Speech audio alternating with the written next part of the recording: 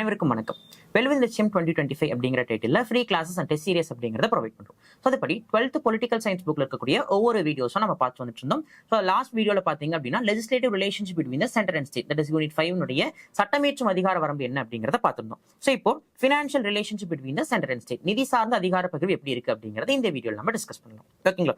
So financial relationship between the centre and state, மத்திய அரசுக்கும் மாநில அரசுக்கும் இடையில இருக்கக்கூடிய நிதி சார்ந்த உறவு முறை. ஓகேங்களா? ஸோ ஆர்டிகல் 268 இருந்து 293 வரைக்கும் under part 12 of our constitution பகுதி 12 அப்படின்னு சொல்லக்கூடியது ஃபினான்ஷியல் ரிலேஷன்ஷிப் பத்தி பேசக்கூடியதா இருக்கு. ஓகேங்களா? சோ இருக்கக்கூடிய கூட்டாட்சி முறையிலேயே இந்த நிதி சார்ந்த அதிகார பகிர்வு அப்படிங்கறத ரொம்ப ரொம்ப முக்கியமான ஒண்ணா நம்ம கன்சிடர் பண்றோம். ஓகேங்களா?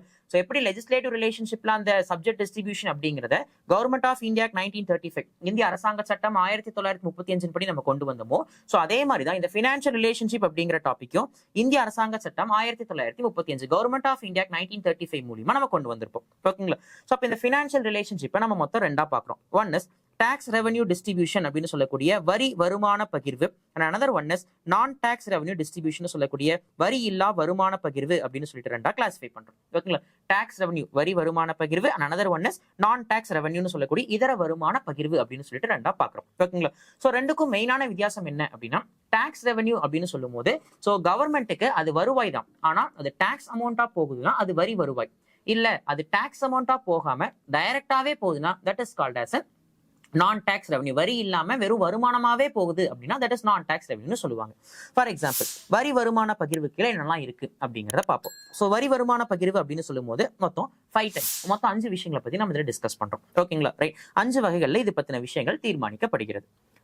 ஸோ ஃபர்ஸ்ட் ஒன் என்ன அப்படின்னா, முழுக்க முழுக்க மத்திய அரசாங்கத்திற்கு ஒதுக்கப்பட்ட வரிகள். அதாவது பாத்தீங்க அப்படின்னா டாக்ஸை லீவி பண்றது, வரியை விதிக்கிறதும் சரி, ஓகேங்களா? ஸோ கலெக்ட் பண்றதும் சரி, வரியை வசூலிக்கிறதும் சரி, ஓகேங்களா? அண்ட் தென் வந்துட்டு பாத்தீங்க அப்படின்னா அந்த டாக்ஸ் அமௌண்ட்டை ஸ்பெண்ட் பண்றது, தட் இஸ் அலோகேட் பண்றதும் சரி, இது எல்லாமே முழுக்க முழுக்க யாரு அப்படின்னா சென்ட்ரல் கவர்மெண்டே பண்ணியிருக்காங்க அப்படின்னா அதுதான் ஃபர்ஸ்ட் கேட்டகரி. ஓகேங்களா? சோ மத்திய அரசே வரியை விதிச்சு, மத்திய அரசே வரியை வசூலிச்சு, மத்திய அரசே அந்த வரியை செலவும் பண்றாங்க அப்படின்னா அதுதான் ஃபர்ஸ்ட் கேட்டகரி. தட் இஸ் முழுக்க முழுக்க டாக்ஸஸ் லீவி டு த சென்டர்னு சொல்லக்கூடிய மத்திய அரசுக்கு ஒதுக்கப்படக்கூடிய வரிகள். ஓகேங்களா? சோ சுங்க வரி போன்றவை, custom tax and corporation tax இது எல்லாமே பாத்தீங்க அப்படின்னா that comes to the first category. முழுக்க முழுக்க மத்திய அரசுக்கு ஒதுக்கப்படக்கூடிய வரிகளா இருக்கும். அடுத்து ரெண்டாவது கேட்டகரி பாத்தீங்க அப்படின்னா taxes exclusive to the states, முழுக்க முழுக்க மாநிலங்களுக்கு ஒதுக்கப்படக்கூடிய வரிகள் அப்படின்னு சொல்லும் போது செகண்ட் கேட்டகரி கீழே வரும். அப்போ வரியை விதிப்பது மாநில அரசு, வரியை வசூலிக்கிறது மாநில அரசு, அந்த வரி மூலியமா கிடைக்கக்கூடிய வருமானத்தை செலவு பண்றதும் யாரா தான் இருப்பாங்க? மாநில அரசா தான் இருப்பாங்க. அதுதான் டாக்ஸஸ் எக்ஸ்க்ளூசிவ் டு ஸ்டேட்ஸ் அப்படின்னு சொல்லக்கூடிய மாநிலத்திற்கு ஒதுக்கப்படக்கூடிய வரிகள். ஓகேங்களா? எக்ஸாம்பிள் சேல்ஸ் டாக்ஸ் அப்படின்னு சொல்லக்கூடிய விற்பனை வரி அப்படிங்கிறது இந்த கேட்டகரி கீழே கவர் ஆகும். ஓகேங்களா? நெக்ஸ்ட் தேர்ட் ஒன் பாத்தீங்க அப்படின்னா டாக்ஸஸ், அதாவது மத்திய அரசால் விதிக்கப்படுகிறது. ஓகேங்களா? மத்திய அரசால விதிக்கப்பட்டு மாநில அரசால வசூலிக்கப்பட்டு செலவு பண்ணப்படுது அப்படின்னா அதுதான் third category. Taxes levied by the center but collected and appropriated by the states. ஓகேங்களா? சோ வரிகளை விதிப்பது மத்திய அரசு, ஆனா அந்த வரியை வசூலிச்சு, ஓகேங்களா, சோ அந்த வரியை வந்துட்டு செலவு பண்றது யார் தான் இருப்பாங்க? முழுக்க முழுக்க மாநில அரசா தான் இருப்பாங்க. அப்போ மத்திய அரசால் விதிக்கப்பட்டு மாநில அரசாங்கம் வரியை வசூலித்து பயன்படுத்திக் கொள்வது தேர்ட் கேட்டகரி. எக்ஸாம்பிள் பாத்தீங்க அப்படின்னா முத்திரை வரி மற்றும் கலால் வரின்னு சொல்லக்கூடிய எக்ஸைஸ் டியூட்டிஸ், ஸ்டாம்ப் டியூட்டிஸ் இது எல்லாமே இந்த கேட்டகரி கீழே வரும். அண்ட் தென் ஃபோர்த் ஒன், மத்திய அரசு வரியை விதிச்சு வசூலிக்கிறாங்க. Taxes levy and collected by the center but given to that state itself. ஓகேங்களா? ஆனா மத்திய அரசு வரியை விதிச்சு வரியை வசூலிச்சு அந்த வரியை மத்திய அரசு அந்தந்த மாநிலங்களுக்கே கொடுத்துறாங்கன்னா தட் இஸ் ஃபோர்த் கேட்டகரி. ஓகேங்களா? சோ எக்ஸாம்பிள் பாத்தீங்க அப்படின்னா செய்தித்தாள்களில் வரும் விளம்பரங்கள் மீதான வரி. ஓகேங்களா? That is nothing but sale of advertisements in newspaper, செய்தித்தாள்கள்ல வர விளம்பரங்கள் மீதான வரி அப்படிங்கிறது இதுக்கு கீழே கவர் ஆகும். ஃபிஃப்த் ஒன் பாத்தீங்க அப்படின்னா taxes levied and collected by the center, மத்திய அரசு வரியை விதிக்கிறாங்க, மத்திய அரசு வரியை வசூலிக்கிறாங்க, but it is distributed among the states, இது மாநிலங்களிடையே பகிரப்படுகிறது அப்படின்னு சொல்றாங்க. Example income tax other than the agricultural income, வேளாண் வருமானத்தை தவிர இதர அனைத்து வருமானங்களும். ஸோ அப்போ வரி வருமான பகிர்வு டாக்ஸ் ரெவன்யூ டிஸ்ட்ரிபியூஷன் சொல்லும் போது மொத்தம் 5 டைப்ஸ். ஓகேங்களா? ஸோ ஃபர்ஸ்ட் கேட்டகரி என்னன்னா முழுக்க முழுக்க மத்திய அரசுக்கு ஒதுக்கப்படக்கூடிய வரிகள். ஸோ வரியை விதிப்பது, வரியை வசூலிப்பது அண்ட் அந்த வரி மூலியமா கிடைக்கிறத முழுசா பயன்படுத்துது எல்லாமே சென்ட்ரல் கவர்மெண்ட் தான். ஓகேங்களா? சோ கஸ்டம் டாக்ஸ் சொல்லக்கூடிய சுங்க வரி, கார்பரேஷன் டாக்ஸ் இது எல்லாமே பாத்தீங்கன்னா ஃபர்ஸ்ட் கேட்டகரி கீழே வரும். அடுத்து செகண்ட், மாநில அரசுக்கு ஒதுக்கப்படக்கூடிய வரிகள், that is taxes exclusive to the states, முழுக்க முழுக்க மாநில அரசே வரியை விதிச்சு மாநில அரசே வரியை வசூலிச்சு அது மூலியமா கிடைக்கிறத மாநிலமே பயன்படுத்திக்கிறாங்கன்னா அது டாக்ஸஸ் எக்ஸ்க்ளூசிவ் டு ஸ்டேட்ஸ். ஓகேங்களா? எக்ஸாம்பிள் சேல்ஸ் டாக்ஸ் சொல்லக்கூடிய விற்பனை வரி போன்றவை. தேர்ட் கேட்டகரி, வரியை விதிக்கிறது மத்திய அரசு, ஆனா அந்த வரியை வசூலிக்கிறதும் அது மூலியமா கிடைக்கிறத அப்படியே பயன்படுத்திக்கிறதும் அதே மாநிலம் தான். Taxes levied by the center but collected and appropriated by the states அப்படின்னு சொல்லுவாங்க. எக்ஸாம்பிள் பாத்தீங்கன்னா stamp duty and excise duty, முத்திரை வரி மற்றும் கலால் வரி. Fourth category, taxes levied and collected by the center but are given to the states. வரியை விதிப்பதும் வசூலிப்பதும் மத்திய அரசு, ஆனால் அது அந்தந்த மாநிலங்களுக்கே கொடுக்கப்படுது அப்படின்னா அதுதான் ஃபோர்த் கேட்டகரி. ஓகேங்களா? Example sale of advertisements in newspaper, செய்தித்தாள்களில் வரக்கூடிய விளம்பரங்கள் மீதான வரி எல்லாமே. Fifth category, taxes levied and collected by the center but distributed among the states. ஓகேங்களா? மாநிலங்கள் பகிர்ந்துக்கிறாங்க, மத்திய அரசு விதிச்சு வசூலிச்சு மாநிலங்களுக்கு பகிர்ந்து கொடுக்குறாங்க. எக்ஸாம்பிள் இன்கம் டாக்ஸ் அதர் தான் அக்ரிகல்ச்சரல் இன்கம், வேளாண் வருமானத்தை தவிர மீதி இருக்கிற எல்லா வருமானங்களும். அப்போ ஓவராலா அந்த ஃபோர்த் கேட்டகரிக்கும் ஃபிஃப்த் கேட்டகரிக்கும் என்ன வித்தியாசம் அப்படின்னா, சிம்பிளா வரியை விதிக்கிறது வசூலிக்கிறது மத்திய அரசு தான். ஒரே வித்தியாசம், ஃபோர்த் கேட்டகரியை பொறுத்த வரைக்கும் வரி எந்த மாநிலத்துக்கிட்ட இருந்து வாங்கினாங்களோ அந்த மாநிலத்துக்கு நிதியை ஒதுக்கிடுவாங்க. ஆனா ஃபிஃப்த் கேட்டகரி எல்லா மாநிலங்கிட்டும் வாங்கிட்டு அதை இல்லாத மாநிலங்களுக்கு பகிர்ந்து கொடுப்பாங்க. இப்போ நம்ம ரீசெண்டா ஒரு இஷ்யூஸ் பார்த்திருப்போம். சென்ட்ரல் கவர்மெண்ட் பாத்தீங்கன்னா உத்தரப்பிரதேஷ், குஜராத், பீகார், ராஜஸ்தான் போன்ற மாநிலங்களுக்கு அதிகமான நிதி ஒதுக்குறாங்க. ஆனா வரியை நாம யார் அதிக டாக்ஸ் பே பண்றா? மகாராஷ்டிரா, கர்நாடகா, தமிழ்நாடு போன்ற மாநிலங்கள் அதிக வரியை நம்ம செலுத்துறோம். ஆனா சென்ட்ரல் கவர்மெண்ட் வந்துட்டு அது கிடைக்கக்கூடிய வருமானத்தை என்ன பண்றாங்க? பிற மாநிலங்களுக்கு பகிர்ந்து கொடுக்குறாங்களா? அது ஒரு மிகப்பெரிய இஷ்யூவா போயிட்டு இருக்கு இல்லையா? அதுக்கு ரீசன் இந்த ஃபிஃப்த் கேட்டகரியில அதுதான் மென்ஷன் பண்ணப்பட்டிருக்கும். This has been mention in article 270. இது விதி 270 அப்படிங்கறத இதை பத்தி டீடைலா மென்ஷன் பண்ணிருப்பாங்க. இதுதான் டாக்ஸ் ரெவன்யூ டிஸ்ட்ரிபியூஷன் சொல்லக்கூடிய வரி வருமான பகிர்வு.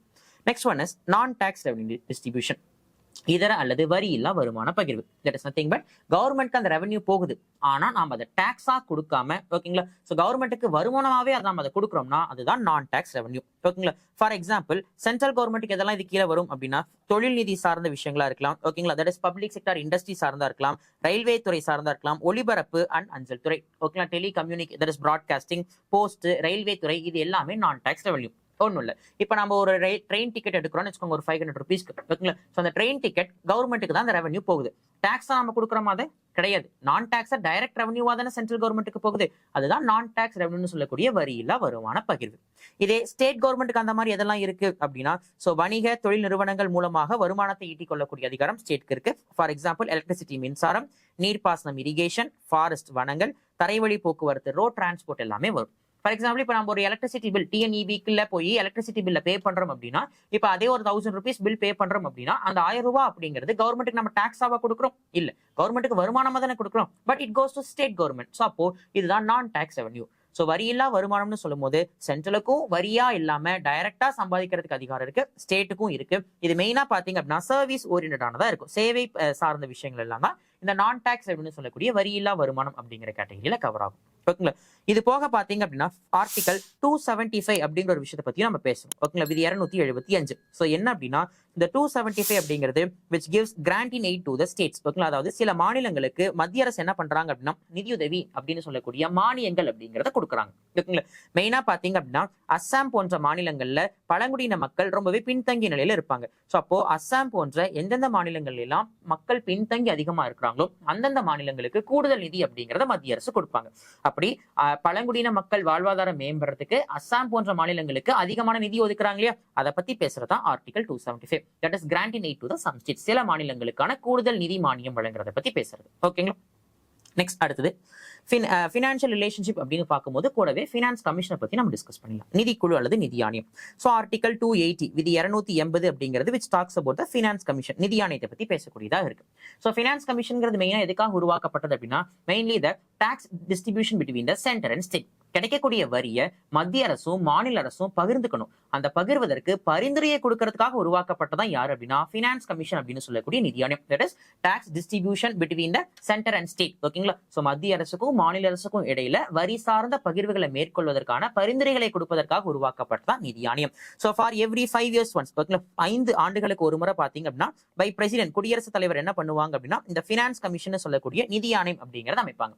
எந்த ஆர்டிகல் உட்பட்டு பிரசிடென்ட் இதை அமைப்பாங்க அப்படின்னா அண்டர் ஆர்டிகல் 280. ஓகேங்களா? சோ இதுல யாரெல்லாம் மெம்பர்ஸா இருப்பாங்க அப்படின்னா 1 chairperson and 4 members. ஓகேங்களா? சோ ஒரு தலைவர் மற்றும் 4 உறுப்பினர்கள் அப்படிங்கிறவங்க இந்த ஃபினான்ஸ் கமிஷன்ல மெம்பர்ஸாக இருப்பாங்க. ஓகேங்களா? சோ சேர்மன் ஆகிறவங்களுக்கு என்ன குவாலிஃபிகேஷன் இருக்கணும் அப்படின்னா, தட் இஸ் பொது விவகாரங்கள்ல அனுபவம் பெற்றவராக இருக்கணும். should be eligible in public affairs. பொது விவகாரங்கள்ல அனுபவம் பெற்றவராக இருந்தாங்கன்னா ஃபினான்ஸ் கமிஷனுடைய சேர்பர்சன் அப்பாயிண்ட் பண்ணுவாங்க. 4 உறுப்பினர்கள்ல ஒருத்தர் என்ன குவாலிஃபிகேஷன் இருக்கணும் அப்படின்னு சொல்லி ஐ மீன் மீதி இருக்கக்கூடிய 4 உறுப்பினர்கள்ல ஒருத்தர் என்ன குவாலிஃபிகேஷன்ஸோட இருக்கணும் அப்படின்னா நிதி நிர்வாகம், ஃபினான்ஷியல் அட்மினிஸ்ட்ரேஷன் சார்ந்த விஷயங்கள் அனுபவம் பெற்றவரா இருக்கணும். இன்னொருத்தர் பாத்தீங்க அப்படின்னா பொருளாதாரம்னு சொல்லக்கூடிய எக்கனாமிக்ஸ் ரீதியா அனுபவம் பெற்றவரா இருக்கணும். இன்னொருத்தர் பொது கணக்குகள் மற்றும் அரசு நிதித்துறைன்னு சொல்லக்கூடிய பப்ளிக் அக்கௌண்ட் அண்ட் கவர்மெண்ட் பினான்ஸ்ல அனுபவம் பெற்றவரா இருக்கணும். ஓகேங்களா? அண்ட் 4ஆவதா இருக்கக்கூடியவர் பாத்தீங்க அப்படின்னா உயர்நீதிமன்ற நீதிபதி ஆவதற்கான தகுதி பெற்றிருக்கணும். Eligible to become a judge of the high court. அப்போ சேர்பர்சன் பிளஸ் 4 மெம்பர்ஸ் இருப்பாங்க. சேர்பர்சனுக்கு பப்ளிக் அஃபேர்ஸ்னு சொல்லக்கூடிய பொது விவகாரங்கள்ல அனுபவம் பெற்றவரா இருக்கிறதுக்கு குவாலிஃபிகேஷன் இருந்தா சேர்பர்சன் அப்பாயிண்ட் பண்ணலாம். 4 உறுப்பினர்கள்ல ஒருத்தர் யாரா இருக்கணும்? பினான்சியல் அட்மினிஸ்ட்ரேஷன், நிதி நிர்வாகத்துல அனுபவம் பெற்றிருக்கணும். இன்னொருத்தர் யாரா இருக்கணும்? எக்கனாமிக்ஸ், பொருளாதாரத்துல நிபுணரா இருக்கணும். இன்னொருத்தவங்க பாத்தீங்கன்னா பொது கணக்குகள் மற்றும் அரசு நிதித்துறை, ஓகேங்களா? So public accounts and government பினான்ஸ்ல அனுபவம் பெற்றவராக இருக்கணும். ஓகேங்களா? சோ 4வது குவாலிஃபிகேஷன், 4ஆவதா இருக்கிற member eligible to become a judge of high court, உயர்நீதிமன்றத்துல நீதிபதி ஆவதற்கு தகுதி பெற்றிருக்கணும். நீதிபதியா இருக்கக்கூடாது, நீதிபதி ஆவதற்கான தகுதி பெற்றிருக்கணும். இந்த குவாலிஃபிகேஷன்ஸ் இருந்தா அவங்கள பினான்ஸ் கமிஷனுடைய மெம்பர்ஸா அப்பாயிண்ட் பண்ணலாம். சோ சேர்பர்சன், இதர உறுப்பினர்கள் இவங்க எல்லாத்தையுமே குடியரசுத் தலைவர் தான் நியமனம் பண்ணுவாங்க. ஓகேங்களா? சோ அப்படி நிதிக்குழு அரசாங்கத்திற்கு எந்த மாதிரியான பரிந்துரைகளை கொடுப்பாங்க? வருமானத்தை மத்திய மாநில அரசுகளுக்கு இடையே பகிர்தல். சோ கிடைக்கக்கூடிய அந்த வருவாயை என்ன பண்ணணும்? சென்ட்ரலும் ஸ்டேட்டும் எப்படி பகிர்ந்துக்கணும் அப்படிங்கிற ரெக்கமெண்டேஷன்ஸ் கொடுப்பாங்க. அடுத்தது உதவி மானியம் வழங்கப்படக்கூடிய வழிமுறைகள், that is grant in aid எப்படி எல்லாம் வழங்கலாம், யார் யாருக்கெல்லாம் கொடுக்கலாம், யாருக்கெல்லாம் வேண்டாம் அப்படிங்கிற பரிந்துரைகளை கொடுக்கிறது. அடுத்தது பஞ்சாயத்து அமைப்புகள் மற்றும் நகராட்சி அமைப்புகளுக்கான நிதி ஆதாரங்களை வலுப்படுத்தும் நோக்குடன் இந்தியாவின் தொகுப்பு நிதி அதிகரிப்பதற்கான பரிந்துரைகள். அதாவது வில்லேஜ் பஞ்சாயத்து, ரூரல் ஏரியாஸ்க்கும் சரி, ஓகேங்களா, அர்பன் லோக்கல் பாடிஸ் சொல்லக்கூடிய முனிசிபாலிட்டிஸ்க்கும் சரி, ஓகேங்களா. சோ அவங்களுக்கு வரியெல்லாம் கொடுக்கறது மூலியமா எப்படி நம்ம வரி அதிகப்படுத்தலாம், இந்தியாவுக்கான வருமானத்தை அதிகப்படுத்துறதுக்கான வழிமுறைகள் என்னென்ன அப்படிங்கிற பரிந்துரையை கொடுக்கிறது. அண்ட் நிதி சம்பந்தமா குடியரசுத் தலைவரால, ஓகேங்களா, கோரப்படும் பரிந்துரைகள். பிரசிடென்டே பினான்சியல் ரீதியா சில பரிந்துரைகளை சொல்லலாம் இல்லையா? அப்படி பிரசிடென்ட் சொல்லக்கூடிய ரெக்கமெண்டேஷன்ஸ். அப்போ சென்ட்ரலுக்கும் ஸ்டேட்டுக்கும் இடையில எப்படி அந்த வருவாயை பகிர்ந்துக்கிறது, ஓகேங்களா. அண்ட் தென் பாத்தீங்க அப்படின்னா கிராண்ட் இன் எய்ட்னு சொல்லக்கூடிய உதவி மானியம் வழங்குறதுக்கான பரிந்துரைகள், கன்சாலிடேட்டட் ஃபண்ட் சொல்லக்கூடிய ஒருங்கிணைந்த தொகுப்பு நிதியினுடைய அமௌண்ட் எப்படி இன்க்ரீஸ் பண்றது அப்படிங்கிறதுக்கான வழிமுறைகள். அண்ட் தென் குடியரசுத் தலைவரே பினான்ஸ் ரீதியா ஏதாவது ரெக்கமெண்டேஷன்ஸ் கொடுத்தா அது சார்ந்த விஷயங்கள். இது எல்லாத்தையும் மத்திய மாநில அரசுகளுக்கு பரிந்துரைக்கிறதா பினான்ஸ் கமிஷனுடைய வேலை. சோ அப்ப சோ ஃபார் எத்தனை பினான்ஸ் கமிஷன் உருவாக்கப்பட்டிருக்குன்னா 16 பினான்ஸ் கமிஷன், 16 நிதி ஆணையம் அப்படிங்கிறது சோ ஃபார் உருவாக்கப்பட்டிருக்கு. உங்க புக்ல 14 கொடுத்திருக்காங்க, பட் இப்ப வரைக்கும் 16 பினான்ஸ் கமிஷன்ஸ் உருவாக்கப்பட்டிருக்கு. 16th பினான்ஸ் கமிஷன் எப்போ உருவாக்குனாங்கன்னா which is appointed in year 2023, 2023 appoint பண்ணிருப்பாங்க. சோ இதனுடைய பணி எப்போ அப்படின்னா 2026 to 2031 அப்படிங்கறதா இந்த 16வது நிதி ஆணையத்தினுடைய முக்கிய பணிக்காலமா இருக்கும். ஓகேங்களா? சோ இதனுடைய சேர்பர்சனா இருக்கிறது யார் அப்படின்னா மிஸ்டர் அரவிந்த் பனகாரியா அப்படிங்கிறவர் தான். he was the chairperson of the 16th finance commission. 16வது நிதி ஆணையத்துடைய தலைவர் அரவிந்த் பனகாரியா. ஓகேங்களா? சோ இதுதான் பாத்தீங்க அப்படின்னா சென்ட்ரல் ஸ்டேட் ரிலேஷன்ஷிப் இருக்கக்கூடிய பினான்சியல் ரீதியான ரிலேஷன்ஷிப் அண்ட் அது சார்ந்து இருக்கக்கூடிய பினான்ஸ் கமிஷன் சம்பந்தப்பட்ட கான்செப்ட்ஸ். ஓகேங்களா? ரைட். சோ இதோட சென்ட்ரல் ஸ்டேட் ரிலேஷன்ஸ் அப்படிங்கிற கான்செப்ட் முடியுது. இதுக்கு அடுத்தது கூட்டுறவு கூட்டாட்சி அப்படின்னு சொல்லக்கூடிய கோஆபரேட்டிவ் ஃபெடரலிசம் அப்படிங்கிற ஒரு டாபிக் இருக்கு. சோ அதை நம்ம அடுத்த வீடியோல டிஸ்கஸ் பண்ணலாம். Thank you all.